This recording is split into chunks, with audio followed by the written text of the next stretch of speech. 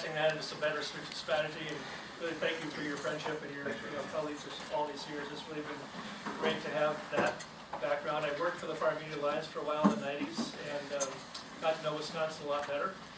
And then Prescott, wherever you are, you actually set me off in this whole thing because when you were working in the state ag department, you invited me to come speak in 1989 to a group of people about this size in the ag department headquarters. And I gave a speech about some stuff I'd been talking about in the 80s that no one understood. And when I gave that speech, two women stood up in the back and said, they cheered. And one of them went out and raised money to do the first study I did in southeast Minnesota. But you made that event happen that really launched me in doing this work. So thank you for that. And Juliet for your support through the years. And Juliet pulled me out of a ditch once when I spun off on the highway in '94. She just happened to come by at the right time. And of course, Faye has helped get me to the Moses conference. I got to keynote that in 2007, and that was the biggest speech I've still given in my life with 800 people in the room. And Chris and Faye did wonderful work to make sure that we had lots of screens so people could see the slides all over. All right, I think there's more people I should thank too, but I want to give a speech or two. Mike and Patty have been really good allies in the last few years especially. But I think what I'm going to, the other thing I just want to say, I did some work in northwest Wisconsin a number of years ago doing a study of the farm and food economy for that region. I did some work for the Green Bay Food Co-op a couple years after that, doing a study of their region, which was used by the co-op to help them try to raise memberships and try to fill up a grocery store there. I did it in southwest Wisconsin, and the people in Viroqua would really, for a while, would have said that my study really helped convince them that they should turn Viroqua into a food destination place. It had a lot to do with the Western Wisconsin Food Enterprise Center happening, because just at the time I presented my study there, this building became open and the whole conversation was really very focused. So some really good crystalline moments in the last few years in Wisconsin. This last year I've been working on a study for the Farm Cable Foundation up in Amory, doing a study of the economic impact of their cluster of farms there. And that hasn't really quite been completed. Some of the data we'd like to have is not totally in our hands yet, but it gave me a chance to really reconnect with some good circles and good people here in Wisconsin as well. So I'm very thrilled to be back. I travel all over the country, and it's just nice to be somewhere I can drive to and go home the same night. So thanks for that. I'm going to keep this one fairly short tonight. We'll see if I can do that. But I think because you're having a meeting next week, I think part of the reason we're having this discussion is to really seed some ideas that you can play with as you have your meeting next week. And I hope we'll have a chance for questions, comments, and so on. Especially if I say something confusing, just raise your hand, and I want to make sure I define my terms clearly, and we don't get people off in the wrong direction on that. But I'm going to do three things basically. I start out. Matt Russell, the farmer in Iowa, asked me about 10 years ago to really talk about my biases up front so that people would know why I do what I do and where I'm coming from. And that's turned out to be a really good strategy because people can kind of sit back and know how they think it differently than I do, and we can compare ideas a little bit more cleanly that way. So I will start with my philosophy and why I do this work. Then I'm going to show you a little bit of data about Dunn County. It's just a very quick version of the data that I've become sort of well known for. And I did the data mostly to have the numbers to show and talk about the farm economy and the food economy in this county. I chose Dunn County because the speech is here. I could do one county pretty easily, but I couldn't do all of northwestern Wisconsin without a lot more work. So I just got a little glimpse of what that looks like. And then finally, when that's done, I'm going to show you some examples of some of the projects I've been working with around the country, just that I think are exemplary. They're not necessarily the best things happening in the U.S., but they're the ones I know the best, the stories I can tell the best, and some of them are really quite stupendous. So I hope that'll be, some of the economic news, as you know better than I do, is a little bit discouraging sometimes, but hopefully we can end on a good note and have some examples of where things have gone, and that might see some ideas for how the Dunn County Farmers Union wants to move in the next few years. So let me get started. I like to show this map for lots of reasons. This is a map It's about a couple years old now. There's a couple new regions, but I've had a chance to work in 140 regions in 40 states to date, and worked with 3 tribes. And this map shows 98% of them. What's best about this map for me is that no funder sent me out to these places. Everybody came up with hard-won money. Groups like this who said, we would like to bring you and do a study and have you speak. And one time I gave a speech in Illinois, and 2 months later I got a call from Puget Sound because the word traveled across the grapevine. And this is really a sign of how good we are at self-organizing this community foods movement and how widespread it is. In my lifetime, I've been through lots of social movements. I would say this one spread to all 50 states faster than anyone I've seen. And it's, we're in a kind of different place now, but I think it's really been great to have that experience of getting to most of these places and learning from people like you and trying to, a little bit of a pollinator, trying to seed ideas from one place to another. But I think also it's a celebration of how rich this work has been across the country.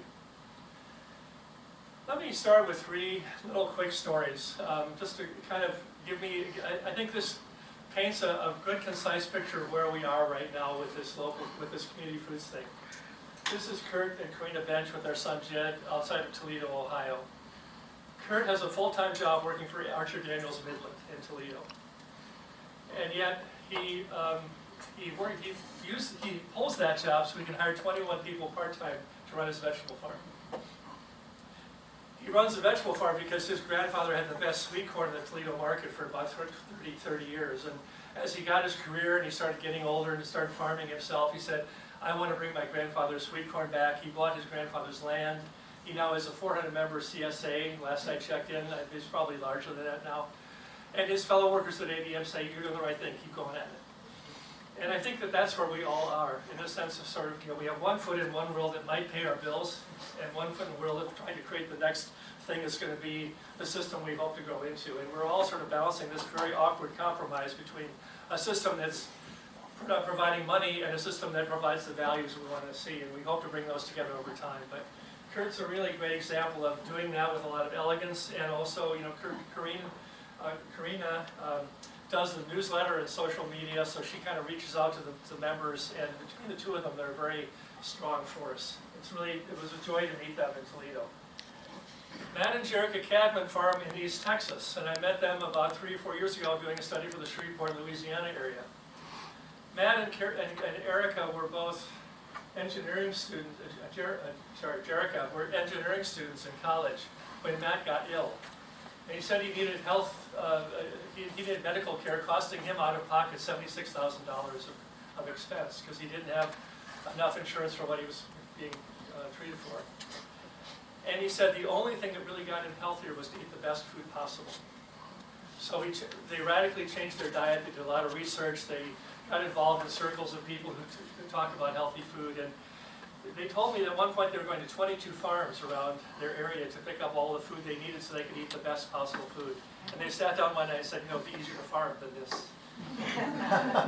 So they decided to buy land, and magically, at the time they made that decision, Matt's father called him up and said, I'm looking for a place in the country. Do you want to go together on that? So his father loaned them money so they could buy a farm.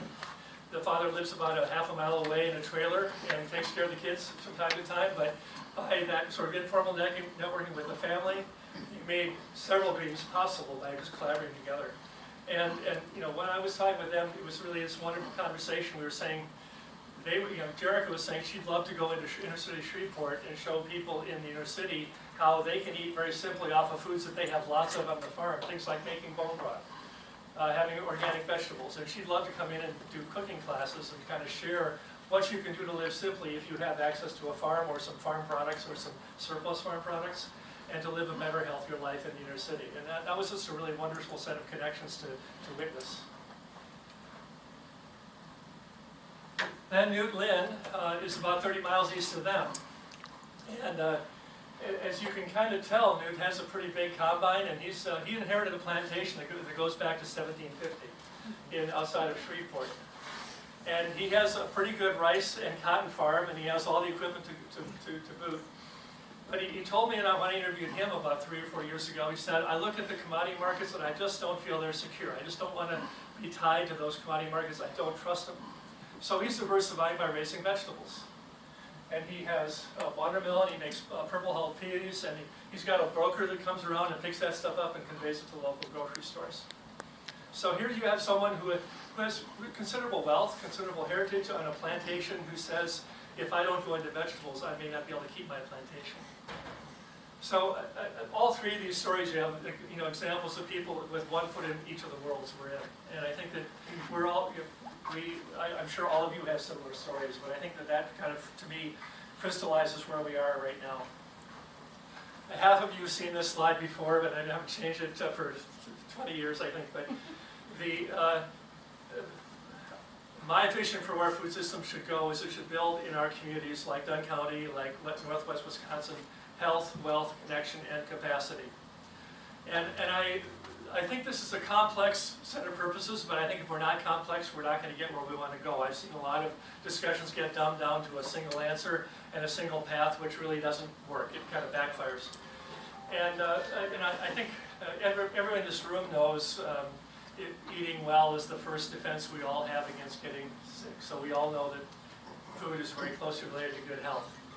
And all of you understand in the Wisconsin Farmers Union chapters that if farmers are not making money farming, it's not going to be a sustainable system. Those are pretty obvious. But I'm sort of surprised by how many conversations I've seen in DC where we talk about farm policy without talking about the need to connect around food. The fact that food really frames our culture. That's one of the reasons you have a really wonderful meal like this tonight, so we can really talk with each other as well as having a speech. And when I have my family over for a holiday, I'm liable to serve the foods that my great-grandmother served on a wood stove in Michigan, which are the same foods that my grandmother served on a wood stove in the old world. Because what I'm really saying is, these are the foods that were easy to produce where we grew up. This is my place on the planet. And this is the heritage that we created for ourselves to really give us a sense of place and belonging and uniqueness. And that culture is so important. Having a culture of food as well as a culture of agriculture is really pretty critical, and we seldom talk about that in policy circles. So I really want to bring that back, and I try to weave that in when my clients will let me. Finally, we need a capacity to handle food well. If we'd had a meeting in Menominee 100 years ago, almost everyone in the room would have known how to take a pig from an animal to pork if need be, and almost everyone would have known how to keep meat and vegetables separate to avoid cross-contamination. Now we have inner city folks who don't have pots or pans in their kitchen because eating has been a matter of zapping something in a microwave or going out to a restaurant. I gave a speech like this in northern Alabama, and a 45-year-old professional woman ran out of the room quickly when I was done talking, and she came back to me later and said, you know, Ken, I called my mother when you were done speaking. I said, I got to learn how to cook. We have this society, we have beautiful foods, we have pretty packaging, we have all the conveniences you could ask for, and we are much dumber about food than we were 100 years ago. And if we don't bring that capacity back, we don't have a food system that challenges us to know what we're doing, how to cook good food, how to produce healthy food, how to eat nutritionally balanced ways, we really can't get to where we want to go. So I think that's also part of what we need to do. If you agree with me that this is the purpose of food systems, then we have some serious work to do, because we're, as you have I've already hinted, we're failing on all four of these counts right now. And if we want to get this food system, especially if you want to get a community-based food system in Dunn County, no one else but you can build it. There's no outside force that's going to come in with a package that you can buy. It's really going to have to be a matter of you using your unique talents and assets and making that happen yourselves. As a lot of you have heard me speak, the current food system we have, and you know from your own experience, the food system we have is very efficient at taking wealth out of rural communities. I'll show you some data that shows that for Dunn County in a minute. And I also would argue that what we call local foods is the best path I could think of for really building community wealth at the community level again. And I'll have a little more trouble proving that point with the data I have, because it's easier to show what's wrong and what's right. But we'll talk about that as we go forward. The final thing I want to say, though, is that when I use the word local food, it's kind of a shorthand, because I don't really measure success by how far food travels. That's not, I think any single measurement like that is a little bit problematic. And I see, well, for example, a farmer I know in Evansville, Indiana, went down to Walmart's headquarters a number of years ago to talk to them about selling tomatoes to them. And he found out when he was there that their definition of local food was anything they could ship in a semi-truck within 24 hours or less, which meant that Mexican food was local to Southwest Indiana in their world. And we've seen so many stories like this about how local gets watered down, co-opted, misused. And I think it really is probably our own fault for using that term so much. It's a much easier term to use because people kind of feel warm about it, but it also doesn't get us where we want to go. I think what we're trying to do is build community-based food systems, where we really build community, build capacity, build loyalty, build connection with each other as we construct ways to raise food, sell food, eat food, and celebrate all that, and also recycle all the products into new fertility, although all the waste products. So I think this is a better phrase to use, and I'm really finding this resonating with my clients in the last 2 years especially, where they kind of say, this expresses something about building community that they had really missed before. So here's my formal definition. A community-based food system is one that strives to build affinities between producers and consumers. And then I add my set of purposes. You can have your own, but I would say that's for the purposes of building health, wealth, connection, and capacity in that community. Economically speaking, the economic differentiation that what we call local food has is that it builds community. If it doesn't build that loyalty, you're kind of stuck. Many of you have heard stories about someone who sells wholesale to a major buyer, only to find that they've lowered the price 6 months later, and they want to have you sell it to them at below your cost of production. Only if you have a loyal buyer who's going to stick with you and say, we're going to support your farm even when you get hailed out and when you have some difficulties or when we have difficulties. But only those bonds of loyalty are going to make that system survive over time. And yet we tend to think of this in strictly economic terms instead of the real need to build community and trust and mutual relationships in the course of doing it. And then, my definition of food system is very broad, and it really includes, you can take a circle from the producers all the way through aggregation and wholesaling and distributing, and then taking organic matter and recycling that into new fertility. I like to put that in a circle because it is a cyclical process. But also, it includes everything in the middle. It includes good research, policymakers, good extension agents, a healthy soil, clean air, clean water. If you don't have those things, you cannot have a vibrant food system. And in a sense, we have to build all of that in a community way to get to where we want to go. The other thing that this diagram helps me remind myself about is that we're also interconnected outside that circle. We're all, some of you are investors in a dairy plant or investors in a CSA farm, or you are, picking up a product in your truck and delivering it to the cities because you happen to be going by someone's farm and you help them out. But this is such a very massive process of networking, and that informal networking is just as important as the formal stuff. So the food system is really the networks we build in doing this, and I think you can measure success by how strong your networks are, and I'll show you some examples of that later. And then one more thing that happens in communities, and this probably has happened in Menominee with the co-op here, but this is a Fayetteville co-op, and lovely produce section. I forgot the woman's name, but the woman who managed that store, or that section, when I interviewed her about 6 years ago, had started working in the co-op at 14 because her mother was working there, and she volunteered at the co-op, and she kept going there, and 6 years later she was the head of the produce department. And that's a path that only community-based food stores can really reliably produce. It happens once in a while, but it's really hard to get that in a corporate environment. This happens because you have built community that really lasts over more than one generation. And that's another good reason to just sort of do this work the way we do. Okay, enough of the philosophy for now, and I welcome you to discuss that with me later on.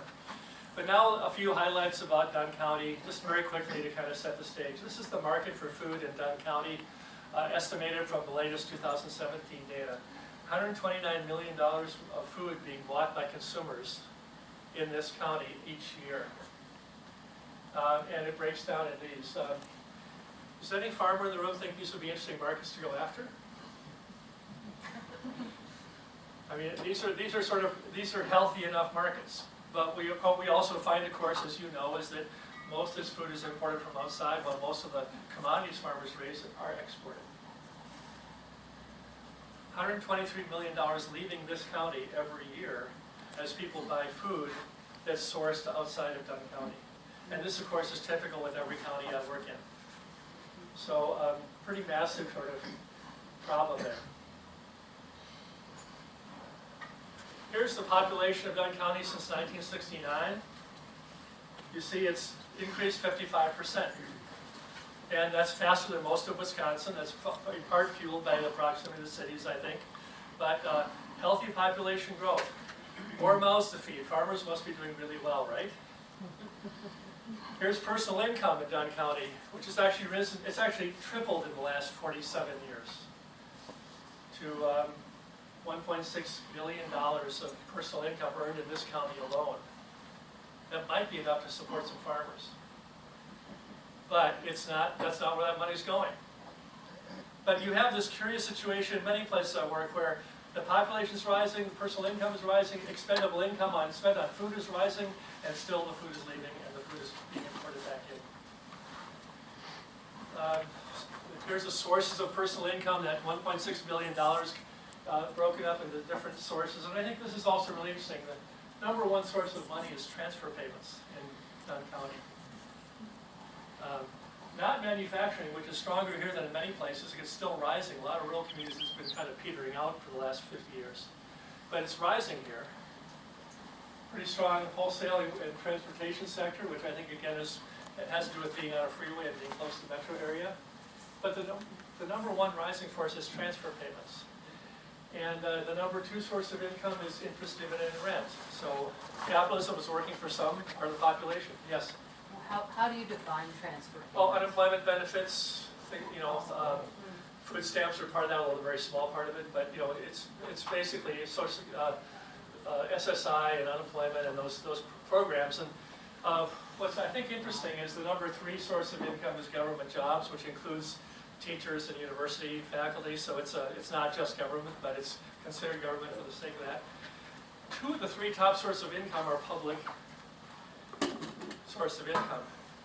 And I don't think there's anybody in this room who says we've got the government out of our lives, but I hear that a lot when I'm speaking, and I would say be careful of those people, because 39% of all the personal income earned in this county comes from public sources.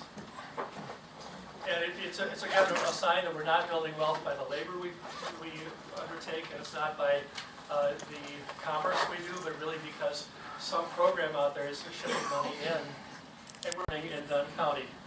The orange line shows how much all the county farmers earned selling products since 1969. The maroon line shows how much they spent to produce those products. And as you see, we've had rising sales the entire time. We've had expenses rising commensurately, in fact faster. And this is a time in which farmers in this county, as well as the rest of America, have doubled productivity. So in 1969, we did not have $400,000 combines. We did not have a lot of the technical expertise we now have. So we've done amazing things to increase productivity, but as you see, the return hasn't gotten any better.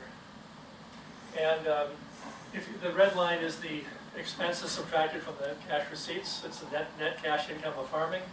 And it's actually lower now than it was in 1969 when we started the chart, despite all that incredible productivity people built. I also like to adjust this for inflation, though, because right now the dollar is worth about 1/7 the value it had when this chart was started. So I like to adjust for inflation just to kind of, put this all in 2016 dollars to show how much these values show up to be in the dollars we spend today. If you will, it's a way of saying how hard does a farm dollar to work for a dollar today compared with 1969. Same data adjusted for inflation. And what you see is, no surprise, we had a big spike in 1973 in the net farm income because we were selling grain to Russia for a couple of years. And that helped increase not only grain prices, but also livestock prices because the grain got more expensive. So farmers did relatively well one year, almost $100 million surplus in a single year in Dunn County alone. But ever since then, it sort of declined steadily. Another peak.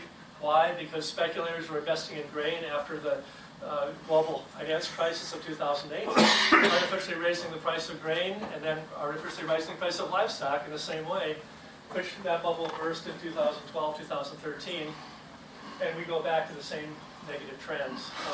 Now, as a lot of your neighbors know better than I, USDA is saying that the average corn farmer now is losing $60 an acre planting corn.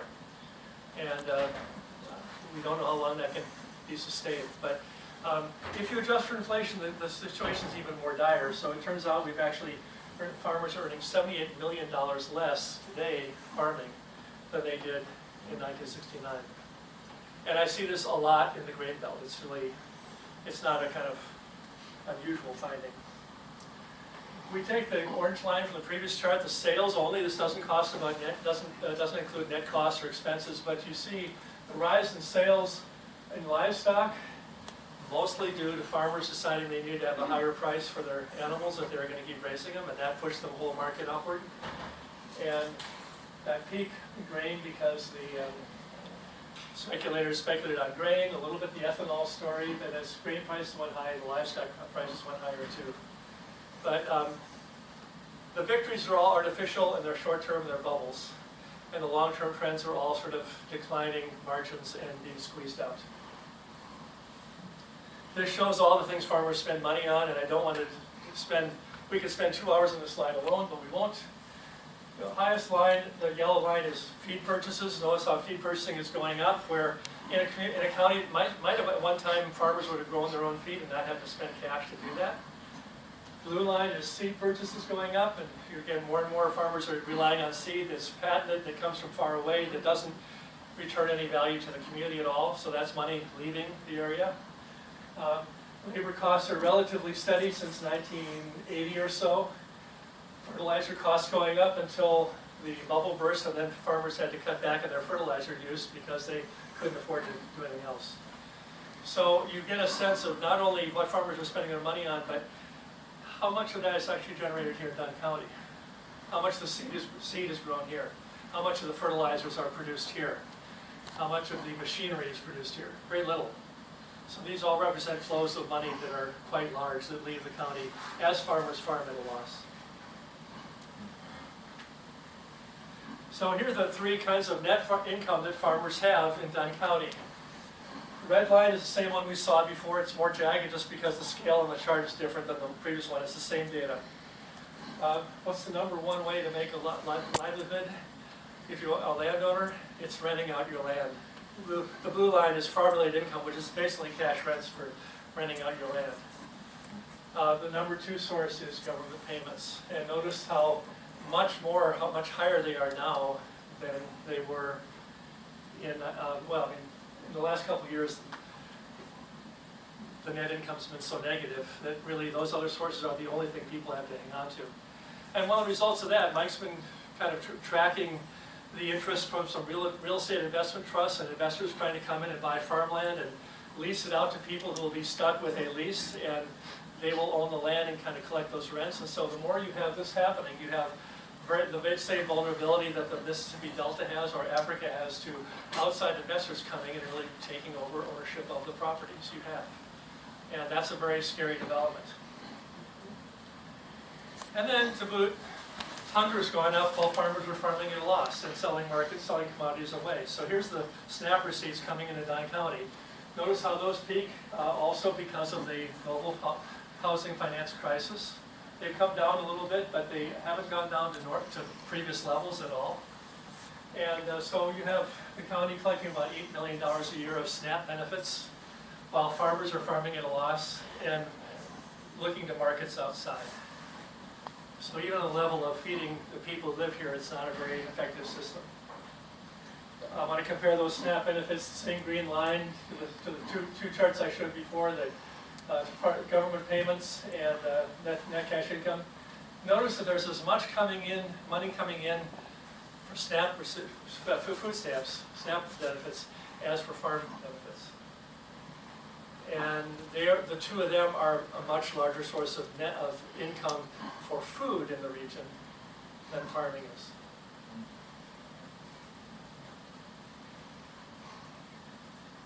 One piece of potentially good news is that, let's say you did a campaign at the Dunn County Farmers Union and said, we want to have everybody buy $5 of food each week from some farmer in the county.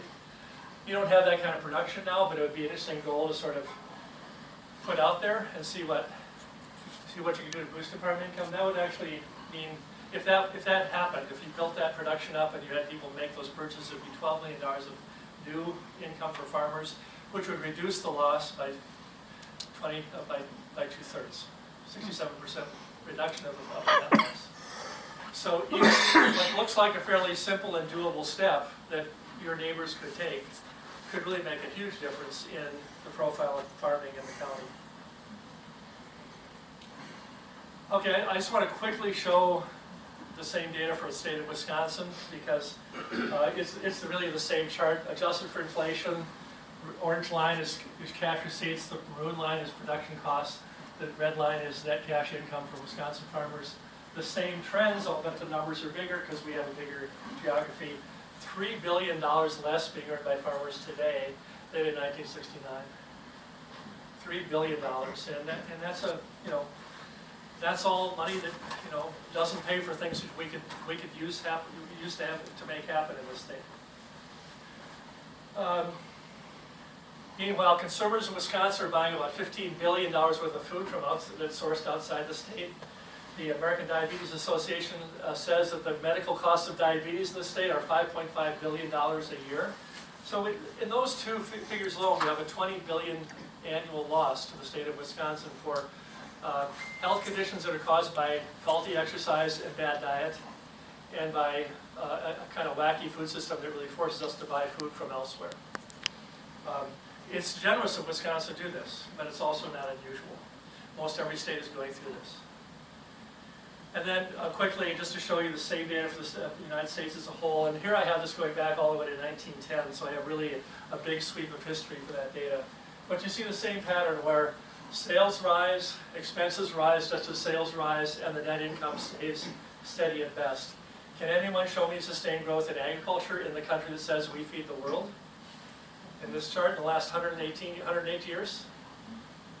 And then this, haven't adjusted for inflation yet, so let's do that. And this is the inflation story, which really does show the peaks and valleys pretty well. We had 100 years ago, as we were celebrating the end of World War I, we had very good farm economy. It was, in some ways, those years are still considered the golden age for U.S. agriculture, a very peak income. Dwindled away during the Depression era, came back during and after World War II, feeding soldiers during the war, but also loaning money to Germany and other European countries so they could buy our food commodities to build up their food industry again after World War II's destruction. Another peak in 1973, selling grain to the Russians, and the peak in after the housing crisis. So very vividly, from the U.S. as a whole, all of the prosperous eras come because outside buyers throw a lot of money at us in a short time during a crisis. And all the consistent patterns are to have that economy decline away from us because we squeeze the margins lower and lower even as farmers get better and better being productive. So I think I showed this partly to show that Dunn County is not unique. It's really in the middle of a national system and a global system. But also, this suggests that farmers in Indiana aren't going to solve your problems for you. It's going to be something we really have to grow right here in Menominee and its region surrounding it. But there's also another level to this too, because this shows the sweeteners that the United States has used since 1969, 66, I guess. Overall sweeteners is the black line. It held pretty steady up until 1990, and then it went up a bit, and now we're learning how to use less sugar. Refined sugar use went down during that time, but what went up was high fructose corn sweetener. Notice how that starts in 1974 when we have big surpluses of corn we can't sell because the Russians have stopped buying grain, and we had Secretary Butz asking us to plant fence row to be able to meet permanent global markets. The result of that is it becomes very cheap to make high fructose corn sweetener because we have surplus of corn at a very low price. That becomes a sweetener of choice for a lot of manufacturers. We're now seeing some consumers react against that and lower the use. But we also found in 1974 our youth started to get overweight. And we also see, as they get older, become adults, a rise in obesity.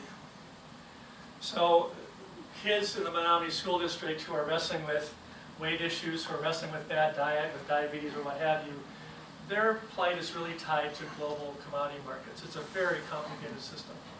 And it's, because we're thinking badly about farmers and commodities, we also create health problems in our cities and our small towns.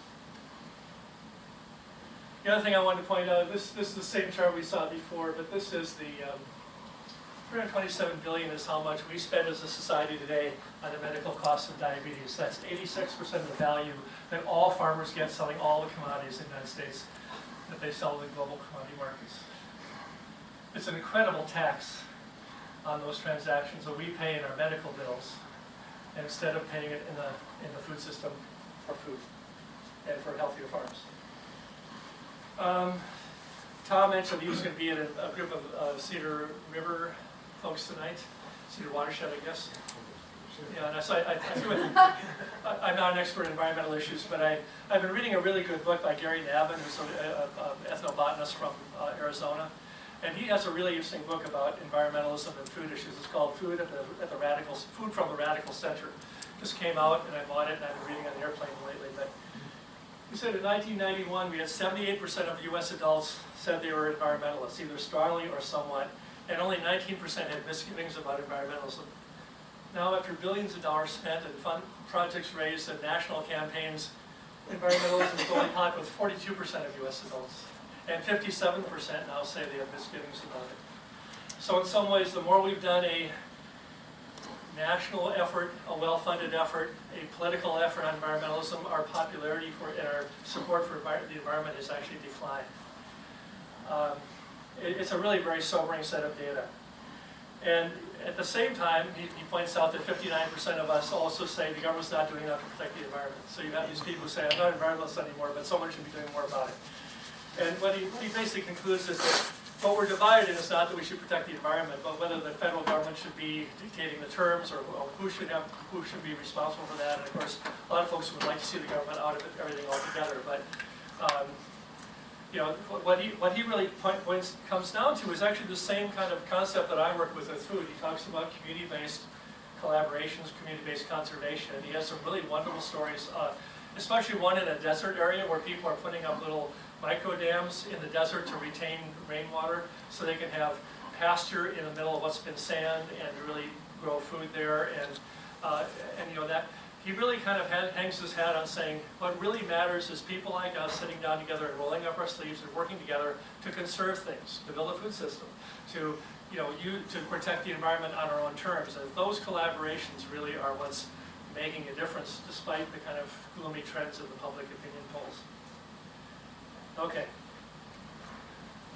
I'll try to be more fun. This is a photograph I took in 1989 when I was on a tour of farms and other issues in Japan for 5 weeks. I went to the mayor of a small town in Japan, and I went to his office to learn about his city. And what really impressed me about the mayor was he started talking about the agricultural economy in his region first. I know a lot of mayors who have no clue what's going on with farmers, but this mayor started his presentation about his city with the way farmers, all the products they had and all the sales they had. Of course, Japan is in this curious time where they're really aggravated because they've gone from 90% self-sufficiency in food to 85% as a nation. And there are people there who are really angry that it's gone to as low as 85%, but we're about 5 or 6%. So it's really quite amazing. But they have, at that time in 1989, they had greenhouses scattered all over the hillsides where people were growing food for that city and for other nearby cities. And this is this could have happened here in those days. And some rural people I don't want to learn things from other countries, but this is a really good thing that was going well on its way when I was in Japan. Here's a campaign that I did a speech in Colorado, and an aspiring artist did a campaign based on my speech, which was called Eat 5, Buy 5. Eat 5 fruits and vegetables a day, buy $5 of food a week from a local farmer. This was done in Montezuma County, Colorado. As soon as the poster, it cost $500 to mount this campaign, the cost of making a poster. As soon as this poster went up, 3 counties nearby adopted the same thing, so it became a sort of regional-wide campaign. We suggested South Carolina, which really attracted the publicist for the state ag secretary, but he didn't want to do that. But the state of Alaska called a Buy $5 campaign for Alaska foods last summer, and they had grocers putting in special displays in the front of the store featuring Alaska-grown products. And they thought it was very successful. They're going to do it again. And It's an idea that's been cooking now for about 7 or 8 years, and I think it really has some very interesting legs, because it's fairly simple to do.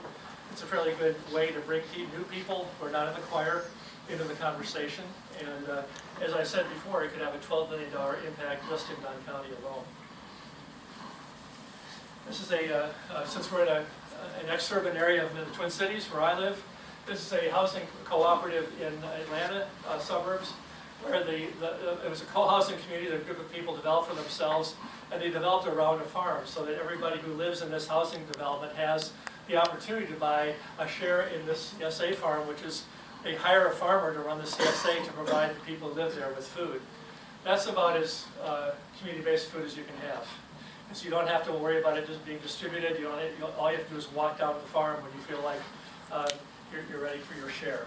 And it's a really interesting way to do suburban development, where you kind of integrate housing and food and healthier lifestyles all into one package, which in some ways doesn't have to be more expensive than doing housing the way we currently do it. So it's an interesting model. Jackie and Dora King teach karate in Flint, Michigan, and you've all heard about the Flint, Michigan water woes lately. I was lucky to get there before that issue erupted, but the residents were telling me about it already at that time. Jackie decided his analysis as a karate instructor is that part of self-defense is growing your own food. So he has mostly black kids from New York City, Flint, coming in to learn karate, and he takes them out to their greenhouse and says, okay, part of your self-defense is to know how to feed yourself and know how to eat the good food and how to combine good food with good exercise. A really simple step that a karate instructor took that helps build a community food system in an inner city setting that's quite beleaguered. I worked in a suburb of Denver 3 years ago, Brighton, Colorado, which is pretty close to Denver Airport. Prime development territory. As you can see, a lot of new construction going up. Land values are $30,000 an acre, plus if you want to farm, you need $30,000 of water rights to farm that, so land is extremely expensive. And Brighton is a community that historically had a lot of agriculture. It actually sort of, the identity is really closely tied to agriculture, and it has some farms like this. They're doing hundreds and thousands of acres of cabbage and potatoes and onions on a mechanized scale. There are 2 farms there. One of them has been in operation more than 100 years. One is a Japanese owner who started after World War II, when he got out of his internment camp. And they are shipping food globally from this suburb of Denver. Very productive farms. When I interviewed those 2 farms, they said, we can't afford to buy land here. It's too expensive. So we lease the land. And if we want to buy land, we're going about an hour north where there's less regulation, the land is cheaper, and we were going to learn how to do farms up there because we can't afford to do it here. So as I did these interviews, it dawned on me that, well, there's a big, then at the same time there was a big discussion in the community where a group of farmers and other allies have been getting together saying, this is a community that has a lot of agricultural rural character. We like the quiet here, and if we don't save that, we're going to look like every other expansion suburb in the area. So what do we do to stop that? And they came up with a plan for developing protection for agricultural lands, which they never really had. After doing the interviews, I went to the city and county officials and said, if the farmers who farm this land don't want to buy it, then the only people who could afford to buy this land for agricultural value would be the city and the county itself. No one else will do that. Anyone else who buys it would put it into development or into something else. So if you want to protect agricultural values, you have to think seriously about whether you're willing to buy some land at a very high price. And they ultimately decided to buy one of the farms at $60,000 an acre and to make it available for people to farm at the agricultural value. When they took that step, they actually neutralized the loudest opponent to the agricultural protection, because she was absolutely upset that she couldn't, that she had lost her rural way of life that she grew up with, but she's also absolutely upset she couldn't sell the land for the top dollar. And so by buying up the land, she basically decided to support the idea of protecting agriculture. One of her neighbors then went ahead and put his land in conservation easement. So one step saved 2 farms. And we're in Denver where there's money like that to buy big farms at that kind of price. But it was a really courageous step for the city and the county to take. And they won a statewide American Planning Association award for the work that they did to protect farmland and as part of a comprehensive planning process. This is a little berry patch farm, which is the CSA farm of the community, and the owner of this farm was one of the instigators of the whole agricultural protection in the first place. Cultivate Kansas City is an urban farm. This is a site of a former housing development in Kansas City, Kansas, right across the river from downtown KCMO. And this is a beautiful farm, which is a training farm. It's a training farm that immigrant farmers come to learn how to do marketing. They tend to know how to farm, but they come to learn and have support around building a real business in a new setting. And what I think is really the most impressive about this development is it's right next to a housing project. So when it started out, it was raising food next to poor people who lived in a fairly difficult housing project, not terribly well built. That's why this land became available, because the first buildings got torn down. But it was, again, very close connection between the farm and the residents. And one unfortunate thing is that they told me that when they first started farming, there were a lot of older African-American residents who really valued having good food because they had grown up gardening and they wanted to have healthy food. And now that those people have moved out or passed on, young folks don't care anymore. So they're still close to the project, but nobody's buying their food because they don't have that lasting loyalty over generations. At the same time, they're selling a lot of food, and this is the chart of how much food they've sold since 2007. It's $300,000, which to some civic officials doesn't look like a lot of money. But we showed them that it was actually 80% of all the vegetables sold in that county. And again, a county that used to have a very proud agricultural heritage. A lot of that land has been turned over to corn and soybeans, and a lot of that land has been lost to strip malls and housing development and so on. So you have a really rusting agricultural heritage that's kind of entrenched. But here in the middle, on city-owned or on urban property, you have a farm rising, which is really producing a sort of interesting amount of fresh produce for people who live there, very cogent way. Tim Myers is farming in Bethel, Alaska, very close to the Arctic Circle, and he's farming. He says he can be the breadbasket of Alaska because he has better soil than anywhere else in the state, and he's about 2-3 miles from the airport. He can put stuff on an airplane and fly it to Anchorage, and he's just a very incredible inventor who has built all kinds of systems for himself so he can plant land that has never been planted before and produce really wonderful crops and sell that commercially. And outside of Fairbanks at Chena Hot Springs is a guy who's got a resort in a hot springs, and he uses surplus heat from the hot springs to get a greenhouse, and he raises all the vegetables for his guests who stay at the hotel. And I put those in just because if you can do this in Bethel and Fairbanks, some of this could happen here. Two more examples, then we can talk a little bit more. But I want to go quickly to the Northeast Indiana Local Food Network, and I'm especially happy about this because a group of 11 economic development organizations at the county level came to me through a consultant and said, we want to build a local food network in our region. And this was taking the advice of my previous study of the state of Indiana, suggesting more networks like this get built. So it was kind of a shocking thing for me as a consultant to find someone to actually listen to that. And when we talked to them about what they were doing, we found out there were 5 different definitions of what they meant by local food network. I asked for examples of good local farmers, and one person told me about the pork farmer who was selling his pigs to China as an example of a good local farmer. And so we kind of chewed over that and said, we have to, for this region, we have to define what you mean by local food network. And we presented this as one of 5 options, and they said this is the one we choose. Local food networks have commercial, social, and cultural connections that sustain local food trade within Northeast Indiana. And they chose that as developers. They had worked for 2.5 years. They have a strong food manufacturing sector, and they have strong farms, commodity farmers. And they reasoned that they could put those 2 sectors together to come up with products that the manufacturers were buying products from the nearby farms, and they would produce value-added products, and that would create a lot of new wealth. The farmers were happy with that idea, but the manufacturers, after 2.5 years, said, we have no reason to collaborate with people who are our competitors. We don't want to do it. So they just walked away from the conversation. And at that point, the folks came to us and said, what do you think we should do? One of my interviews with them was a farm called Seven Sons Farm. I don't know how many of you heard of Seven Sons, but it is a family whose 7 sons grew up, and they had an old dairy farm. And the parents, when they were close to retirement, said, we've had a good life, but we cannot maintain 7 kids in the future of dairy. Dairy is so wacko, so they completely reconfigured the farm. And they decided to do that by setting up essentially each of their sons in a separate business. One does the pork, one specializes in pork, one specializes in beef, one specializes in chickens. They do Joel salad, conventional intensive harvesting of the same land with different animals. They say they're getting $4,300 an acre of profit off of their farm. And again, they had family wealth and they had 7 sons, which not every family has, but they really made it quite a marvelous business happen.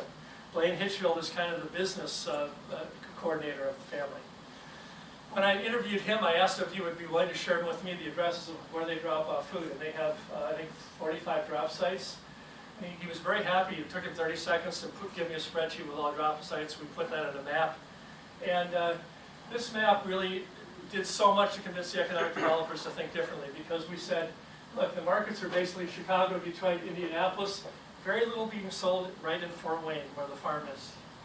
And so it kind of expressed the fact that this farm could be better connected to its own close neighbors, even though it had a very successful business, because it's going after high-income consumers in urban areas who have expendable income.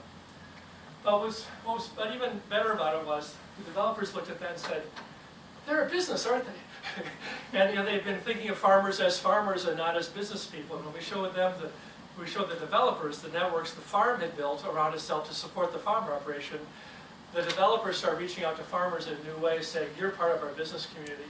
And they also walked to the inner city folks in Fort Wayne and said, we're going to be on your side helping you develop a food hub in the city to get more food into the inner city neighborhood too. So this one map conveyed both those lessons in 30 seconds. It was really quite amazing.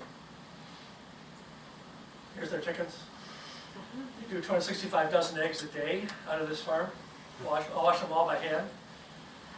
And this is the farm stand. They have an old cabin in the back 40 that they brought up to the front, and they have an on-farm store that sells $250,000 worth of product for people who drive by and put money in a bin on the honor system. Here's a farm owned by a food bank in Tucson.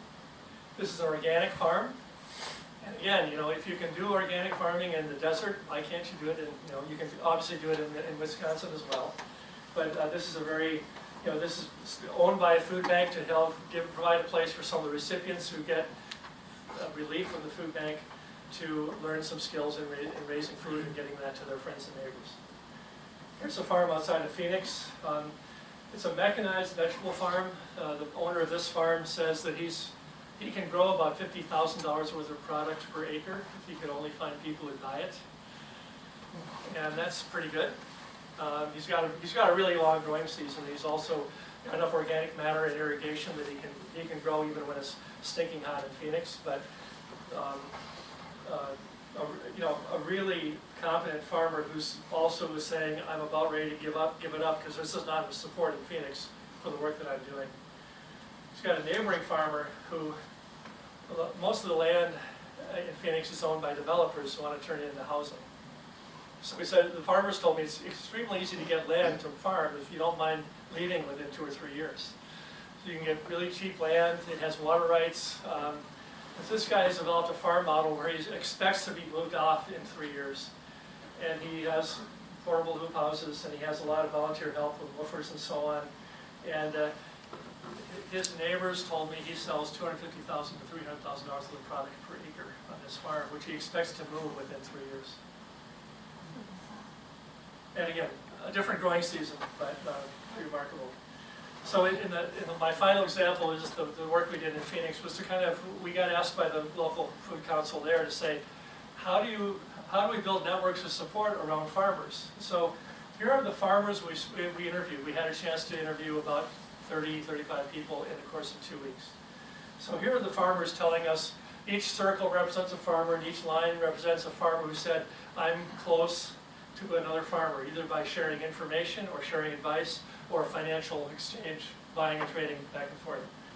We noticed the farmers are in 2 little camps and they're not talking much to each other. That seemed worrisome. I don't think they have an effective farmers union in this area. In fact, they have a farm bureau that's paying a lot of attention to cattle growers and alfalfa growers, but not paying attention to vegetables. So we added the farm organizations to the farmers, and the farmers are still not very well networked, even with the farm organizations.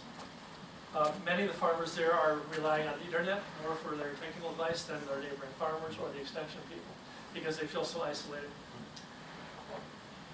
We asked how do nonprofits help build a stronger network, and they do help more farmers be connected, but not as much as, strangely enough, the buyers, because the buyers, to get the product they want to, have meetings where they bring growers together to meet each other and to talk about practices and to talk about how to build a stronger system. So the buyers are actually the big network builders of the area. And then when you add the farmers and the nonprofits and the buyers, you have a stronger network. And when you have everybody in the network, it becomes a more coherent thing. And so this is really what I mean by network building around a community-based food system, where you really build supportive networks that mean you have social support, emotional support, and financial support to keep a business strong. And that's why meetings like this are so important, where people build those basic connections that allow the supportive circles to be widened out. The key role of public investment for those folks of you who are on the county commission or city hall council or whatever is, I think, public agencies have a real responsibility and an opportunity to build infrastructure that creates efficiencies in community food trade. If we have the right warehouse, if we have the right coolers, if we have the right delivery systems, then the network can become stronger, but also becomes more efficient to trade food locally than to ship it a long ways on the highway. And I think that's the real key policy thing that municipalities have to do. I'm working with a colleague, Megan Goldenberg, from a small town outside of Ann Arbor. She's a wonderful ag economist. I've really been thrilled to work with her. And if you want to reach us, this is how you do it. We will also be speaking at the Moses Conference in February, doing a workshop on community-based food systems, and please tell your friends to come to that too. But thank you very much for this attention. It's really fun to talk to old friends again. We can take it anywhere you want to go from here. So, well, do folks have any questions for Ken while we're here? Or comments or whatever? Can you come to River Falls?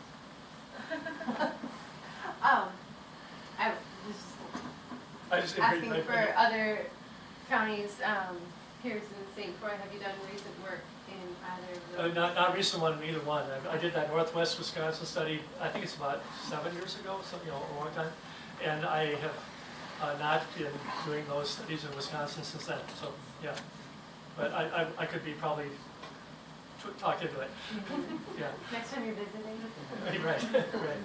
That's Can great. you talk a little bit about what kind of organizing effort has led to the most effective building of community food systems? I mean, you've got community groups, you've got government, you've got the people who are actually in food businesses, whether it's distribution or processing. So what have you seen that's worked in terms of bringing those groups together toward building more food systems? Can everybody hear the question okay? You just asked for good examples of building community networks that I've seen around the country. I think that the two that I would really point to the most, and there are others out there, but the ones I've had the most experience with would be Vermont, and also Iowa when the Regional Food System Working Group was in play at the Leopold Center. And Vermont mostly because you have a small state with a legislature that actually is quite close to agriculture and really understands that farming is very important to the state, and you have 40 years of heritage that have really built a lot of awareness of the potential for feeding New England from Vermont farms. And so they just have an incredible network of people where you talk to 5 people and they all have the same story, and one of them might get the grant one year and another one will get a grant to carry that work forward in the next year, but the same people are involved, and they share very openly, and they have built a lot of trust. And you have that in Viroqua as well. You've had a lot of that in the Madison market since the 70s. I think really the most mature markets are where the food movement erupted in 1969 and 70, where we built that foundation among some people who grew up as a generation of young farmers together and built a sense of a vision. But the Leopold Center is very interesting because that was a much less organic process, and it's also been pretty much undermined by the Farm Bureau too. So you have the Leopold Center convinced the state legislature a number of years ago to pass a tax on every fertilizer purchase, And a percentage of each purchase was taxed by the state, and that money was put into a fund, half of which was dedicated towards sustainable agriculture research, and half which was dedicated to commodity research. And the political calculation at the time was nobody would go after that money because you would lose if you tried to divide those pools up. Well, they were wrong. About 5 years ago, the Farm Bureau decided this local food stuff was getting too rambunctious, and they pretty much squeezed that. I think they dismantled the legislation in the Iowa legislature. But in the good old days, starting about 2004 to about 2010 or so, and with funding, they had a couple $1 million a year to do this, so it wasn't cheap. But they fomented 14 regional interest groups that did regional food systems efforts, planning in their neighborhoods, and it was a really wonderful combination. They had some small grants of up to $20,000. You could apply for one, and if you got a grant, you had to promise to come to the annual meeting and present your findings and let other people, your peers, critique that and learn about it.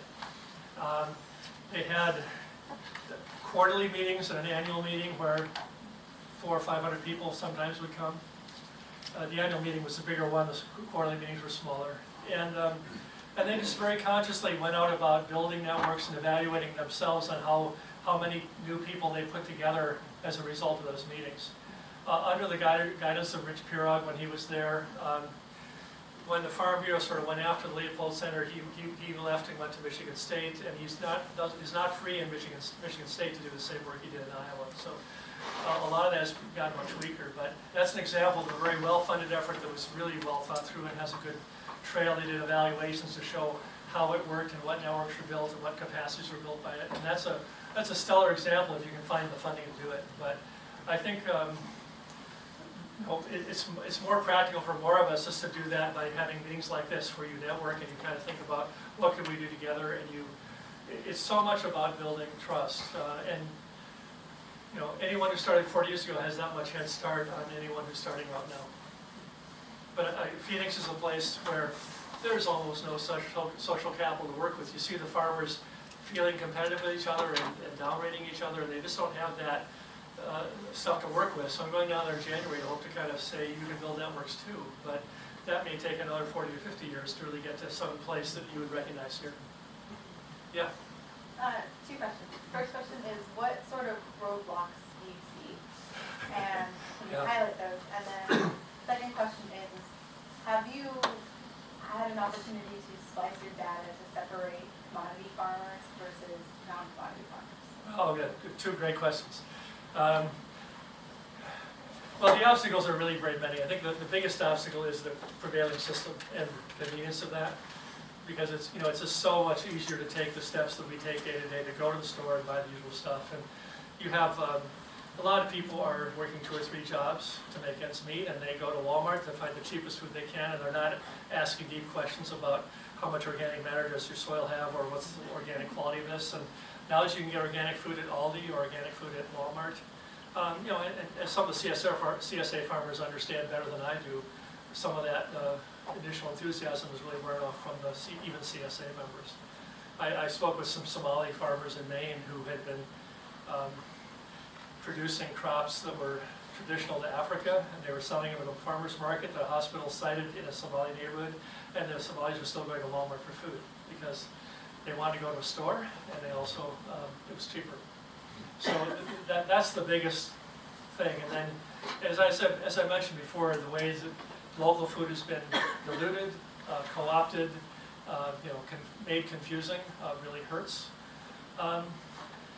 We're in a situation where even poor people who don't feel like they can afford food don't have time to go pick it up at a food bank, so they're increasingly asking to have food delivered to their door or delivered to a neighborhood center near them. And a lot of the market in prosperous neighborhoods is people who are delivering food from a farm to a consumer's door because the consumer can pay $70 a shipment for a box of food to show up once a week. And that whole thing about convenience and about speed and kind of not taking time to slow down and sit down and cook together is really causing a lot of havoc. Higher land prices is causing a lot of havoc. Taking land out of production is taking a lot of havoc. And I think you probably know the obstacles better than I do, but they're all out there. And I think this is kind of a sluggish time for the community foods movement because a lot of the initial enthusiasm is worn off, and a lot of the consumers aren't really insisting when they go to the restaurant to find out what farm the food was raised on. And a lot of the farmers who have been doing it 40 years are now retired, and there's no clear person to take over. So there's a lot of confusion, I think a lot of us feel, about how to make this strong in the future. Second question again was? Have you sliced the data to separate Oh, out yeah. commodity versus non? To do that's pretty expensive. And I have gone, I've gone to places where I worked with them to set up a data system so they can track what local farmers are selling. And that's separate from the commodity system, but it's really knowing what's sold at the farmer's market and having again, if you have enough trust, some people will report under a spreadsheet anonymously, this is how much we sold that went to local customers, and you get a way of measuring the progress of your local sales.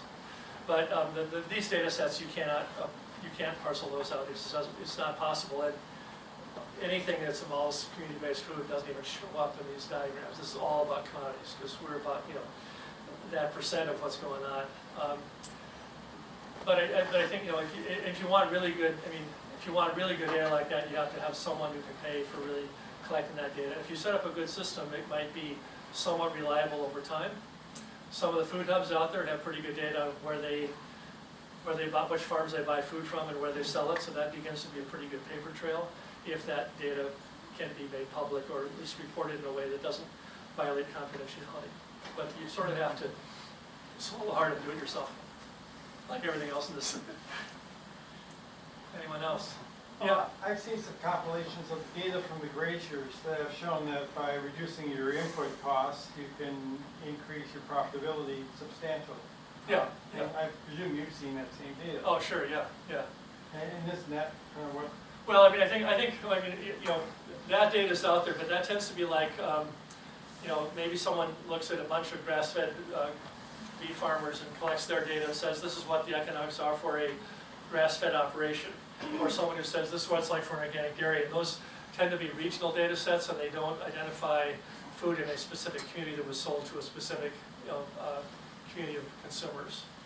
So those are helpful things to have, but those are more management questions for a certain type of farm and not the community question. Right, and it's the production side as opposed to the marketing side. The marketing side is, to me, the hard part. All right. And so I don't see, what are the solutions for getting across that hard part. I mean, it's like, even if, the one thing is if you can be more profitable at the same market price, which is what, again, this is what I see from Gracers, is that it's at the same market price, you're more profitable, then you can make a go of it without having to have a unique market. Mm-hmm. Where you're charging $3 a pound for turkey, whereas you get it for 50 cents a pound in the grocery store. Mm-hmm. Yeah. Well, that's true, and I think the people who find those cost points and those efficiencies are really stellar, and they can really stand out from the rest of the market, and that's great. But also, a lot of folks who get to that point are pretty protective of what they know and what they sell, and they don't necessarily want to broadcast that widely. Some folks in a grazers group are pretty good at sharing information, but that's very, it depends on where you are and who you're with. And again, I'm sort of wrestling with the question of, in a sense, all those cost points are different in each region I work at, because you have different pasture, you have different animals, you have different markets, and so there are very unique stories to tell almost anywhere that we have to master if we're going to really build a food system that's pretty localized. Does that make sense, or am I? No, because all the agriculture is local. You've got, here we got an abundance of water, Arizona they don't. And, in California they don't. Yeah. And so it's all, every area's got its own unique characteristics. Right. And so I don't see where this is any different than that. Well, I'm just saying, I'm just mostly saying that I couldn't take like grazers data from Wisconsin and apply that in Arizona very well. It would really not make sense to people there because the costs of production are so different. And so that, you know, when we collect farm management data about the production practices, we have to do that on a basis where we're comparing farmers within a single climate area, and sometimes that breaks down pretty rapidly when you get to a bigger geography. We'll talk more about this later, I think. Let's see, yeah, go ahead. Well, so I think we're really lucky in our area that we have some really strong farmer networks between our farmers union, our grazing networks, and some other organizations. There are lots of them. And so I think in Dunn County in particular, we've got a strong network, and I think we have some really educated farmers who are sharing. Not everyone's in the mix yet. I know we can still do work on that, but we are sharing a lot of information. We do have a lot of connections. Understanding the fact that we don't have a lot of income on our side as farmers, how can we reach out to that more consumer buyer end of this marketplace and try and bring them in? Do you have models that you've seen really effective besides, you know, engaged farmers? How can we engage the rest of the community? Well, and I think there are lots of ways, and I think, you know, the Seven Sons is an example where they have a lot of loyalty from 5,200 people on their email list, which is hard to pull off because it's a fairly anonymous transaction. You get a box when you place an order on the internet. It's not a person-to-person thing, but since they're the only people with high-quality beef that can deliver in Indiana, there are a lot of people who are pretty happy to be in that network. You have the CSA farms. Mike and Patty have done this. I think the Gunthers have done this, where basically by asking a lot of the consumers and building a relationship where they invest more on the farm, you get more loyalty and more kind of active involvement, and that tends to build a stronger community and more commercial loyalty. I think the Eat 5 Buy 5 campaign is a great way to sort of get to the people who are not in the choir and say, you have reason to think about this. There's a really great story from Sioux City, Iowa, actually, that some organic growers in the Sioux City area were selling the Whole Foods in Omaha for a number of years, and they had a really high-quality organic asparagus product. And the story I mentioned before came true, where the buyer, who was totally supportive of the growers, called them up and they said, my boss has found a cheaper source in Wisconsin where you would come down and price $1. And the growers said, give us 1 week, put our asparagus up next to the Wisconsin asparagus. And the store did, and they called them back and said, we're going to keep buying from you because our consumers, nothing against Wisconsin asparagus, but the consumers were so loyal to that product because they had gotten to know the farms and they really felt like that was a quality they wanted to reward. So even in that relatively anonymous setting, that was true. But I think, you know, on-farm events, having farmers come in and meet people in the city and having just these one-to-one conversations in a very retail way to really make it where you get to know a consumer, the consumer gets to know you. So cooking classes together. I was talking about in Idaho last week about food banks saying, you know, bring in 3 farmers, bring in the products that they have ripe that year, and then bring in people from 5 ethnic groups and say, how do we all cook tomatoes in our ethnic recipes? There's events like that that sort of say, I have something special to share. This is my story about my tomatoes, and they also meet the farmer and they get a sort of sense of belonging out of that. I think we're also isolated in this country right now, and whatever we can do to make people feel like they are genuinely embraced by people who care about them. Which I think farmers are good at doing, and food is a very good medium for creating that kind of attention too. That's my thinking. And then there are a lot more ways that can happen too, but that'll be enough for right now anyway. Tom? Getting back to your first data sets, where you're talking about more or less commodity markets. More or less, yeah. Pretty much, Yeah. more. So thinking,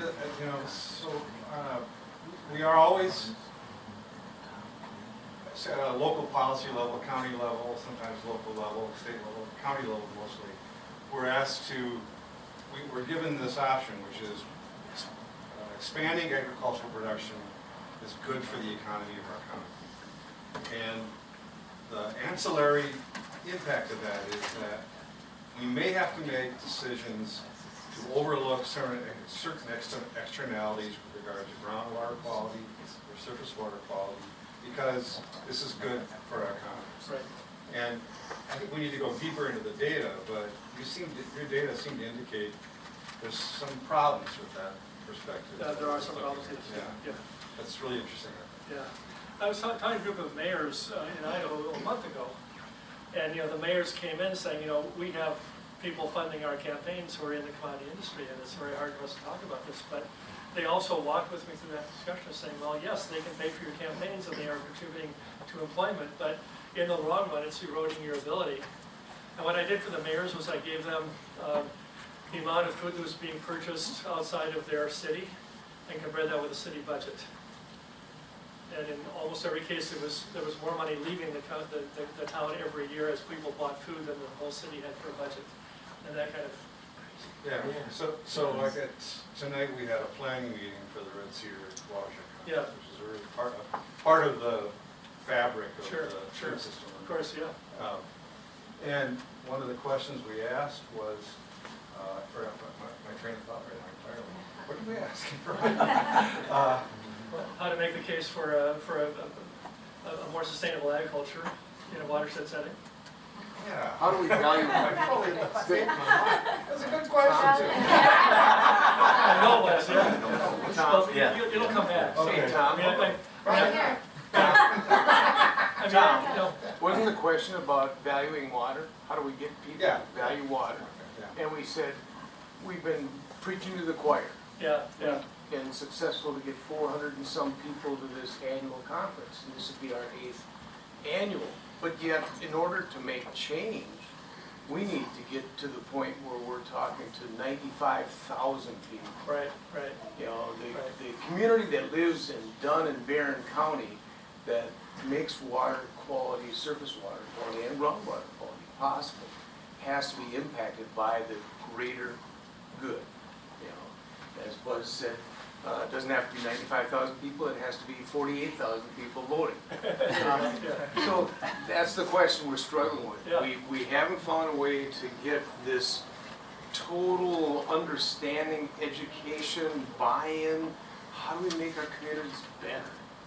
And everybody's, I think, still looking at day-to-day life they have Right. and not expanding that view. That's really true, and I think it's really a scary time with the number of people looking only at one media source and really not thinking beyond what they're fed. And really, being so reactive about, well, I have to have a livelihood, I have to have an income, and whatever I can do. And the mining issue is really rearing its head in Minnesota right now and in northern Wisconsin about people making those compromises with the environment because they think the jobs are more important. And it's a very tough time to do that, and I've been doing this a long time, and I don't feel like I've got any big success story to point to. But I think, like the folks in Montevideo, Minnesota, did an annual canoe trip up and down the Minnesota River to get people out in the water and to see how brown it was. And out of that comes some stories where farmers I know who lived along the Minnesota told about in the 1920s when they could stand in knee-deep water and see their feet because it was so clear. And I think those education moments where you kind of say, it used to be like this, now we have agriculture, it's muddy, it's full of chemicals, and you have that people kind of getting on the river, getting a sense of commitment to it, and getting a sense of they're protectors of it instead of just sort of noticing something flash by on the TV screen. I think that's helpful. Sometimes that leads to a younger generation to kind of get more active and more informed.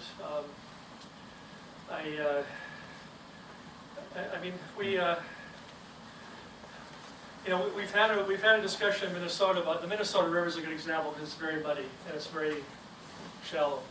And we had an initiative about 15 years ago where the state decided to spend a lot of money to clean up the river, and they spent 10 years not arguing with people, arguing about whether it was most of the farmers or most of the suburban lawns were at fault for the pollution. And because that was a contentious issue, nothing happened, really, in any major way.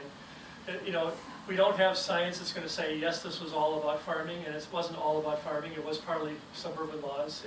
And yet, as long as there's uncertainty, people would just bicker instead of really saying we could all work together and solve the lawn problem as well as the farm problem. And there's so many pressures to kind of dumb that conversation down and go with business as usual and not pay attention to being compassionate and caring. But I think it really does boil down to care, and some of the traditional societies have done this well and had rituals that really celebrated their interactions with the land and how they they had to keep their interactions with the land clean so that the land would be fertile and so the air would be clean and the gods would be rewarded, if you will, for providing their livelihood. So some of that spiritual side is also really important to muster, and that's also a very difficult conversation to have in this country now. Is that if people see their food is coming from a watershed, they might feel more likely to protect the watershed than if it's just a commodity comes from a store. And if they the more things we can do to kind of pull people out of their Wendell Berry has this wonderful phrase right now about America that we're living in an age of technological autism, which I think is totally apt. And we're focused on our screen, we're looking inward, we're more and more convinced that I should be able to do whatever I want to do. And some folks in Maine in a community there have saved 20,000 acres of farmland inside the city since 1964. And the mayor right now is arguing for not protecting it anymore because every individual owner should have the right to do whatever they want to do with the land. And he's not even arguing about a public good. So in that conversation, I'm trying to say there's a public good, find it, and really you have to balance property rights with a broader view of what the community also needs. And we're just hammering away in whatever chance we have. Did you think of a better? Well, I think Dick caught it, but Yeah. maybe a little follow up to that is that it feels like I spent 10 years going to Economic Development Corporation meetings here Oh yeah. in Dunn County, and boy, I just feel like I wasted every minute that I was there, except for maybe preventing a few bad developments. But what seems to be, what I keep looking for is there some kind of economic development strategy based on the agricultural resources we have here that makes sense? Is there some sort of strategy, not just a thing here and a thing there, but some sort of way of putting the networks together you talked about, that I could go to an economic developer and say, here, you should do it this way, just try this. Well, I mean, so the Northeast Indiana study I talked about is on the website, and you could print that out or send the file to someone and kind of say, look at this. And that was commissioned by 11 county-level economic development organizations working a regional entity, and we got invited to present that at the International Economic Development Council annual meeting a year ago in Toronto. And the response there was pretty lukewarm from a lot of developers, but those folks who get it were really enthusiastic, and those folks who are in the traditional worldview just they don't know what to make of it because they haven't been trained that way, and they're still thinking they're going to get a big factory somewhere or a big strip mall. And so, but I think this is a great example of developers thinking differently about food to the extent that they were able to think about it. And there aren't many developers out there who are ready to take that step, but they're also a lot of developers are finding that their jobs are kind of worthless and they're not producing much. People are open to it now. There's more openness now than there was, but it's not like everyone's doing it. But there's a group in Louisiana, Central Louisiana Economic Development Alliance. They have 3 people working full-time on food issues in a very impoverished area around Alexandria, Louisiana. So, and they're wacky, progressive, unusual guys and gals, but they've just decided that food is one of the things they can do in a place that doesn't have much hope for new industry.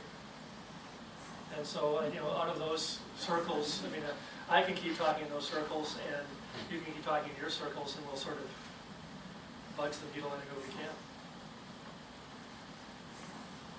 The Twin Cities, the core of co-ops there is one of the strongest, if not the strongest in the country. Yeah. And is there anything that they can do that can help this community? Is there a powerful?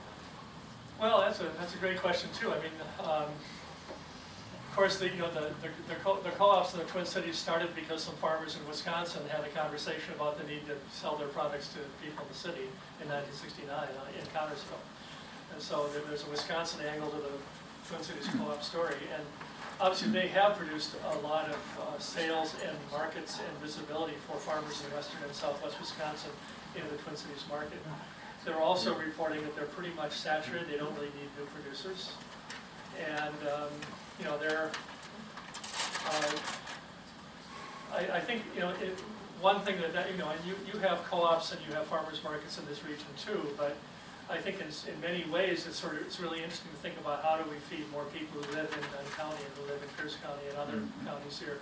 How do we feed more people here from farms that are local? So growing locally in northeast Iowa started a 22 farm CSA about 15, 20 years ago, where they wanted to sell their food within 30 miles of their farm. And they had, you know, people decided what they were going to grow, and some people had crafts and pies and you know, value-added products, but they collaborated together to try to find it. For the first 5 or 6 years, they found there were some neighbors who they thought had gardens who really weren't growing any food, who were happy to buy food from a neighboring farmer. And then they decided they wanted to go into more wholesaling because they thought there'd be more money in that.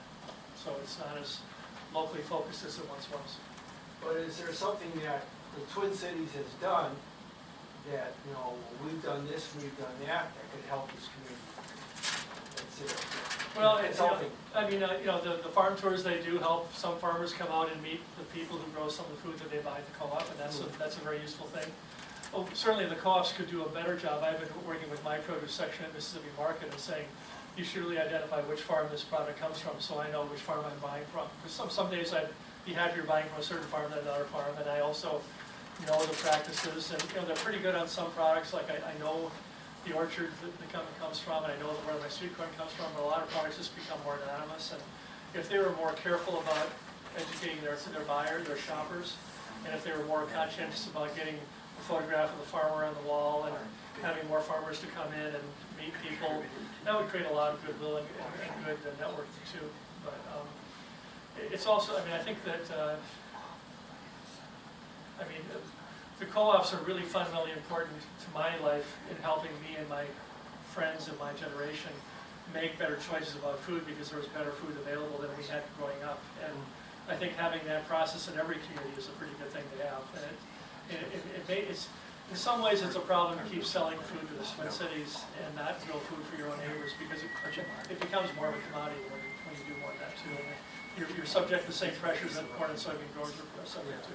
Is there something, you know, is there something that this community could go to that core in the Twin Cities and say, you know, help us in some way? You know, is there something that they can pull from them or get them to come out here and exercise some? Well, there was just a conference last week in the Twin Cities about co-ops and food.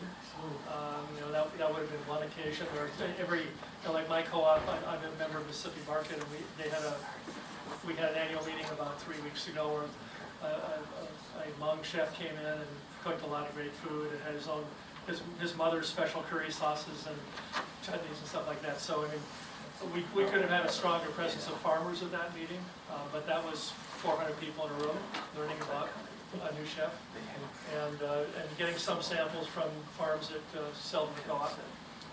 And you know, there's a group called Co-Minnesota now, which brings people who work in several of the co-ops into a kind of a regular series of meetings, and they're open for events, and I'm a member of that, and we could bring that conversation to them and say, how can we build more loyalty and more sense of connection and more information flow across the border? There's a little bit, because I think one of the suppliers for the co-op here, I see the truck coming in. Yeah.